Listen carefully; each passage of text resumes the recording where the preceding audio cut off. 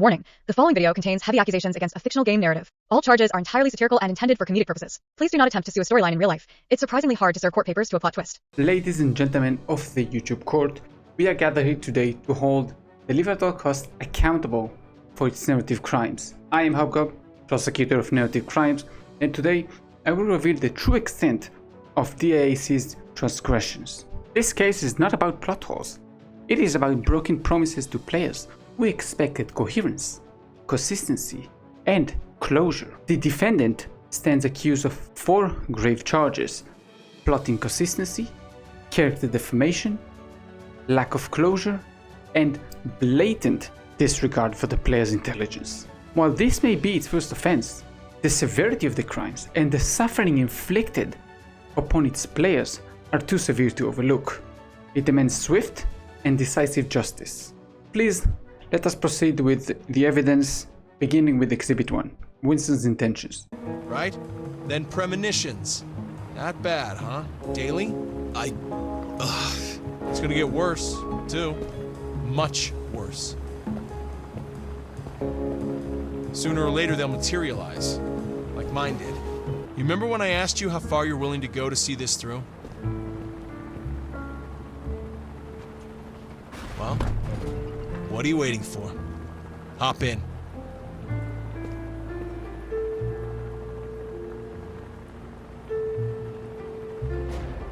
Now, we fly or we die, Don.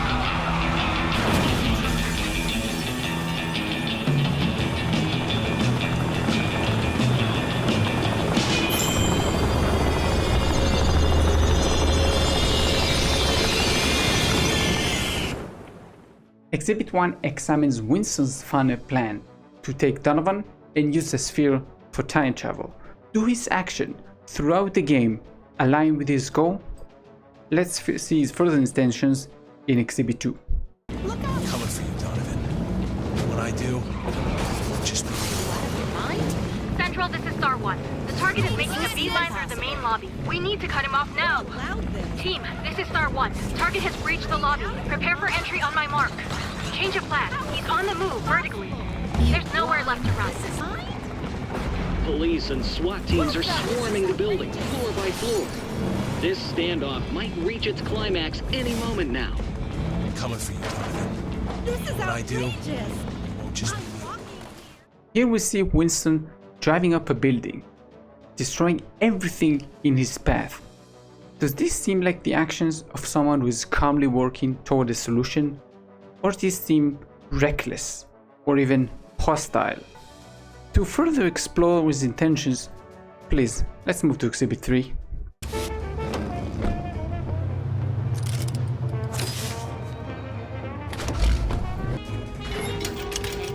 Hey, what the hell are you doing?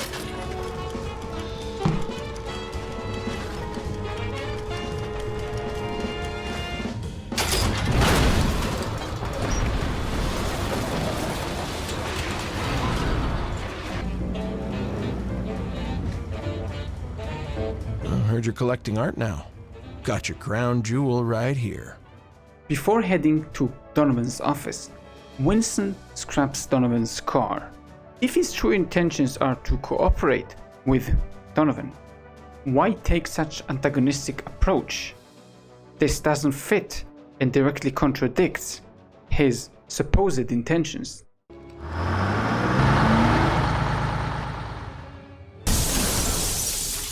What the? Hey, turn off this damn magnet! Whoever you are, you're going to regret this. You know why I'm here, right? What? You're gonna kill me, like you did Gordon, you unhinged bastard! I didn't kill Gordon, you dumbass. He was a 2-bit thug, dumb enough to get himself killed. Now let's turn to Gordon's supposed demise. In this scene, Winston scraps Gordon in a car scraper. Later on, we also see Donovan accusing Winston of killing Gordon. And what is his response? And I quote, "Dumb enough to get himself killed." This seems conclusive, yet things take an even stranger turn in Exhibit 5.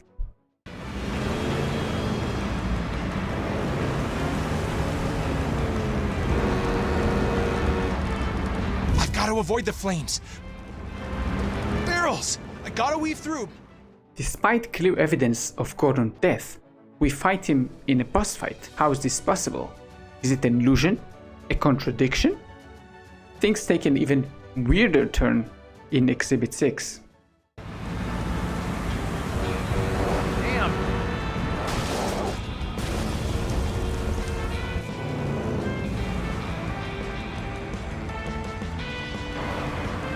Excuse me!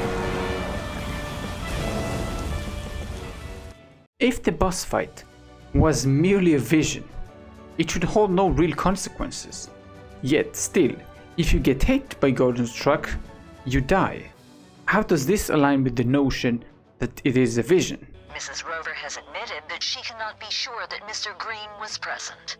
And for sure, it would seem entirely possible that the door unfortunately and accidentally jammed while Mrs. Rover was carrying out the inspection.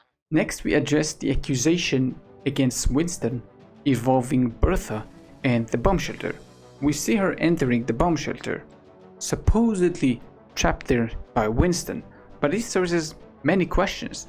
If she's stuck there, why did she not make any sound? Please consider Exhibit 8.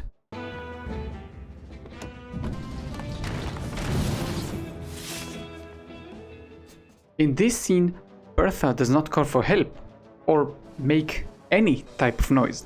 If the shelter was soundproof, this would make sense, but Exhibit 9 says otherwise.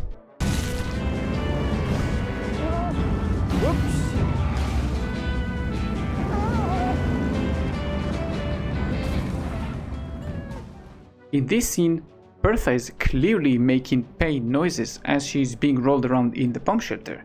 Now, one might argue that Winston's hallucination prevented him from hearing it, but this doesn't explain how those around him who are not inflicted by the vision could also not hear her.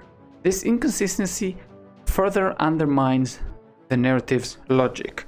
Winston's hallucination might confuse him, but they do not affect and do not create the inaction of those around him.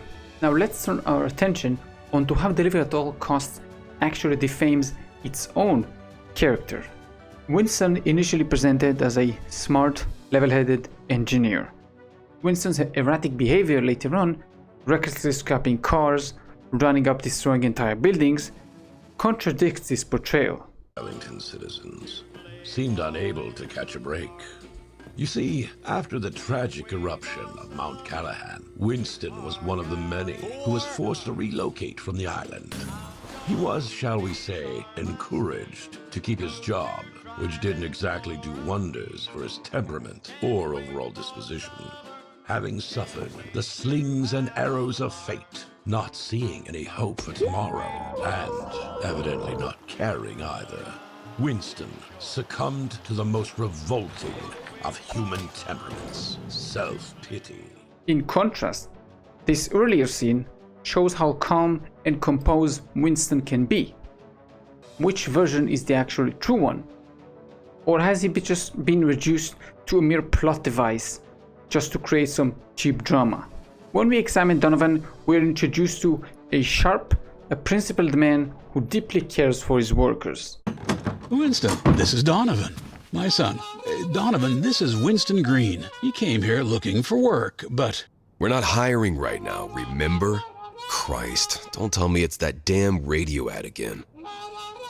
It seems like you're out of luck, Mr. Green. Hope that damn host chokes on his mic. Anyway, wanted to remind you about that report. You know, Allison, hate to fly up there empty-handed next week. Donnie's sharp, good with numbers. Considers Mr. Johnson at this time. What circumstances? That's ridiculous. He's worked here for years. Besides, he could do his job in his sleep. Not to be confused by some of the staff who actually sleeps on the job. This paints Donovan as someone with integrity, yet this foundation is quickly broken by his own actions toward Winston. What the hell? The Atomic Energy Commission? Your reckless behavior caused great harm to this bureau? I freaking knew it, but still doesn't explain what happened there. Okay, time to... What the... You! Oh, God. Donovan, despite his supposed value, invades Winston's privacy and investigates his private life without any hesitation. I believe our elusive Mr. Booker, I'm sorry, Mr. Green, stacks more skeletons in his closet than your average mausoleum. We already knew that. Cut to the chase. Have a look. So I'm sitting there. A vehicle pulls up. Not Winston's, mind you, but dark, flashy. A man exits. Big black gentleman by the look of it. As the story progresses, Donovan's actions become more and more bold, to the point that he even collaborates with Gordon, an ex-corrupt cop, to harass and to stalk Winston. His transformation into a villain lacks depth. If his father's death was intended as a catalyst, it failed miserably, being brushed aside in under 30 seconds and never mentioned again. This truly undermines the story. Finally, Deliver at All Costs insults its audience intelligence with glaring oversights. But I failed to understand the chain of events that led to this. Care to explain? He mentions the journal. Did you keep it all this time? It doesn't matter. It needs to be destroyed. Any copies? I wish I'd never found the damn thing. Found what? Nothing. Anyways, see this as an unofficial courtesy call. Keep the folder. One last thing. Best I could do, if I were you, I'd disappear again while I had the chance. For what it's worth, I'm sorry about how things turned out. Winston acknowledges his journal being taken. He's sitting right there and he got questioned about it. Yet, in the very next scene, what does he do? He searches for it frantically. Oh, it can't be. No, shit. Shit. Okay, calm down. When did I last have my journal? I know I didn't misplace it or lose it. Never have. Too valuable. Too private. Armand. He knew about the journal from when we worked together. He asked if there was any copies. Whoever murdered him must have it. This, together with the revelation that Winston has hyper-realistic visions, leaves us wondering and questioning the story's actual reliability. What is true and what is false? Is Winston truly a fugitive? Why does Donovan hate Winston so much? And what about Winston's past? Is this real or is it just a vision? All of these unanswered questions deny the audience the satisfaction for coherent narrative. Ladies and gentlemen of the YouTube court, together, these failures, plot inconsistency, character defamation, lack of closure, and blatant disregard of players' intelligence amount to crimes too severe to overlook. I believe that Deliver at All Costs is guilty for its crimes against storytelling, but the verdict is for you to decide.